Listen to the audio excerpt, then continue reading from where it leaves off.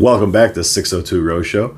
This is week 2 picks for week to week on the Rose League. But first, we're going to jump into very quickly what happened last week. You need to be watching social media. You need to be watching all of your resources. You need to be collecting data until the very last possible minute. If you follow me on socials or if you follow our channel on YouTube, you would have seen coming in here real late that we were receiving some information that Mario was Gabby's first impression rose. I had said, rightfully so, that he wasn't final 12. So him getting a first impression rose would be really weird. So my advice to my followers was, don't add him unless you're sure. Well, Mario got the first impression rose. And you are not winning your league if you didn't have Mario. He hit big, second most points for the week, I believe. And it could have been a whole lot more. He's a weird dude, but we won't get into that. The point is that continue collecting your data to the last possible moment and weigh what you know against what you don't know. And if the evidence is pointing you in a certain direction, take a shot. If you had Mario in your lineup, not only did you win week 1, but you're probably positioned 30 points ahead for the season because not a lot of people had Mario. My lineup, as you see here, only 44 points. When we talked about picks, we went really chalky. We took what we knew, and then we took chalk. The one shot in the dark that we kind of took was James, because we saw some of the drama coming with him. And man, none of that panned out. None of that panned out at all. Had Tino. We knew Tino got the first impression rose from Rachel, but I missed on everything else. Not great. From a holistic standpoint, from a Bachelor Nation standpoint, I'm in 799th in the Rose Show League. I'm in 4th. We had somebody come through with 71 points. Kristen had 71 points. She had Mario and Tino. The balance of it mattered a little bit less, as almost no one had. No one had a perfect lineup, but almost no one had an optimized lineup either. So I'll urge again, do your research again and come back and check on everything. Top scorers for this week, it would have been Tino, Mario, Logan, Eric, and Ethan as your top 5. And then to round it out, any combination of these guys who had essentially no points. I think it was 4. Brandon, Hayden, Jacob, Jordan H, Jordan V, Ryan, Spencer. You could have had any of those for your 6th spot, had the same score. It would have gotten you 85 points. The best showing in Rose League was 81 points. Ethan had less than 10% ownership. Nobody really saw him coming. I think he was owned twice out of the top 30. So just not really someone on people's radar, and rightfully so. He didn't have a whole lot of footage coming in. Honestly, he didn't do a whole lot in the episode. But when you're talking about Tino and Mario, who scored all the points, you're really splitting hairs down at the bottom. But those are your perfect lineups. One thing that we will do going forward when it's a little more data, right, is points per rose, meaning how many points they scored for what you paid for them, and then really breaking down that perfect lineup. Week 1 doesn't really factor into this. Is pretty much what they scored. Everyone costs the same. And then that perfect lineup, again, didn't really hit, kind of because of the structure of the episode and where everybody was sitting. So that is down the road here. We'll talk more about that as we get more data points. But a really weird episode 1. I think this is going to be a bizarre season. Week 2 pricing, and you'll see it here. It's directly attributable to the points scored the previous week. So your top point scorers are up at the top. And as you work your way through the list, what we see here in week 2 is because the scoring was so weird, there is a ton of opportunity at the bottom. There's some $5 guys down here that are very intriguing plays that you should take advantage of while they're cheap. I would not anticipate you spending all of your roses this week, just based on where these guys are and the promos that we already have seen. It's just really, you shouldn't be trying to spend every single rose you can. You should be playing toward what's going on in the episodes. So if you get to the end and you have 20 roses left over, don't feel bad about that. It's just kind of the way the game's played out sometimes. Moving into picks. We know both one-on-one dates, and then we know there's a whole bunch of weird stuff going on. We think that there's going to be essentially a second night one, where everyone gets time and they are able to show a little bit of who they are, because the girls really have said in the episode that they want to get to know everyone. They want to meet everyone. So some of the footage that we've seen is in large groups, and then breakout time that looks a lot like normal promo photos would for a night one, sitting by the fireplace, playing games in the parking lot, things like that. So having said that, we know the one-on-one dates are Jordan V and Nate. You have to have those two in your lineup. We are hearing some strange things. Jordan V might not get a rose.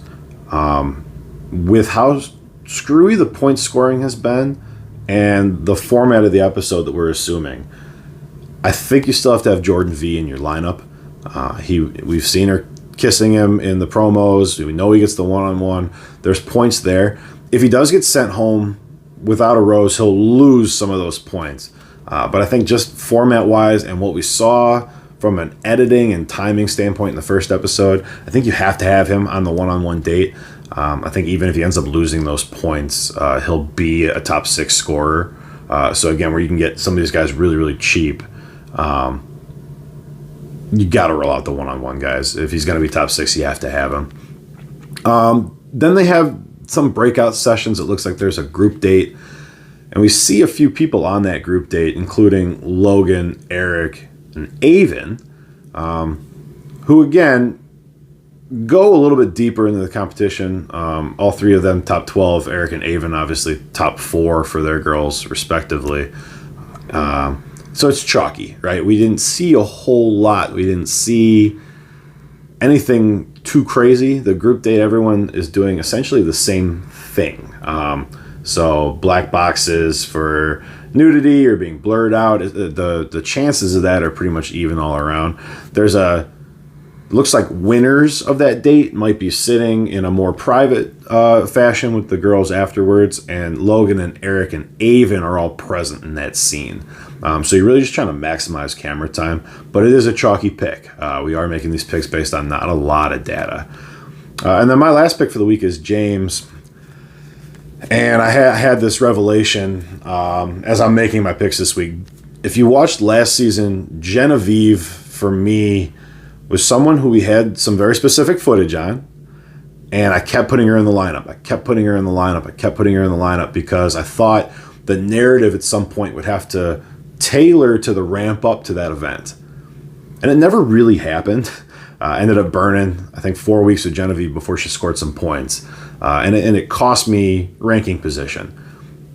James is this season's Genevieve for me. We know that James rejects Rachel's rose and says that he's there for Gabby. My assumption is that at some point he makes a connection with Rachel that makes her think that she should give him a rose. And then he makes a connection with Gabby on a level that he thinks rejecting a rose is the right thing to do because Gabby's going to give him one. So that's the thinking there. We know James doesn't go very far in the competition. So fade James, I guess, is my advice to you. If anything about that feels off, fade James, because that's all the footage we have. Obviously, in week to week, you're playing just that 1 week. We know he'll be on the group date because everybody is. I am presuming that he will at some point score these points we've been looking for. If that makes you even the slight bit off-put, get away from James because there's better options. I think if you're uncomfortable there, the better option would be Chalk. If you can identify more of the 6 guys that are on the couch in that promo shot, any one of those guys could be a better option than James. For our contrarian picks this week, since Kristen came in first, I thought it was only fair that we pull her, get some of her feelings on week 2. I might be cheating just a little bit. No, my picks are in. It's a KNV2688 on the Rose League app. And you'll see her picks are similar. Jordan and Nate, obviously, on the one-on-one dates. Important to have there. Logan and Avon, also in my lineup. Again, we know they go deeper into the contest. We have a little bit of footage on them. It's a pretty good place to be.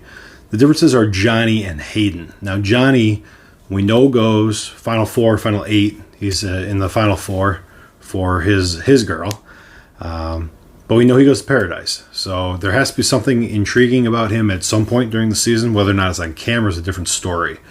Do not know if he is on the winning team for the group date. Very well could be. Some of those guys you can't see. Hayden gets a little bit of that villain edit. We've heard a good amount of information about Hayden being a guy who causes some form of drama. Don't know the extent of that. And we're also not quite sure how deep he goes. We know he's not in the end game. But this is week to week. It's hard to hate this lineup too much. She is beating me by a good 30 points. So thank you, Kristen, for your picks, and good luck to you this week. Just to remind everyone that on Tuesdays, we run Champagne and Thorns, which is our review show. Red and Sam will record that Monday night immediately following the live airing for The Bachelorette. They come into the studio, they sit down, and they just kind of talk through their notes. It's been really fun to see. Those shows have been doing really well. So check the girls out, and make sure you tune in on Tuesdays for Champagne and Thorns. We also have a new episode of Jets, Mets, and Regrets out that I recorded with my buddy Jason. Even if you're not a New Jersey sports fan, there might be something in there for you. So take a look at that. We definitely talk about a regret that I had over the last couple weeks here. The Porta Potty Challenge, for those who know. And for those who don't, maybe tune into JMR. You can always join us on the Rose League for weekly picks, which is what this show is specifically geared around. But also, in about the next 24 hours or so here, there's still time to join Fantasizr Season Long. We have a season-long breakdown that should be up on the site, if not now, in the next 12 hours. So look forward just a little bit. And we have a breakdown of how season-long works and a set of picks for that. That's a really fun one. You set your lineup one time and then you're done. So definitely look into that. And we'll see how week 2 goes. It can't really be as bad as week 1, but hopefully the scoring balances out and some of what we think we know comes to be. So thank you for joining me on 602 Rose Show, and we'll see you next time.